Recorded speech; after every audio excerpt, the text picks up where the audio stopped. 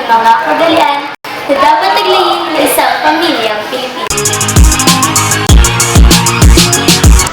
Paano ba yan anak? Simula na ng pag-aaral mo. Anak, ayos yung pag-aaral mo. Opo, Nay, tayo dito po kayo bibigyan. Basta kung kailangan mo lang ng tulong, nandito lang kami na lang yung nangis sa salon kasi huwag kang mag-alala.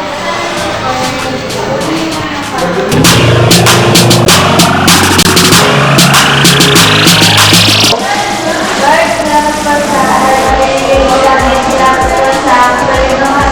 Salamat po sa pag-goodbye. Salamat po, ilagay na po ang aming pamilya. Mami, si Daddy, si Kuya.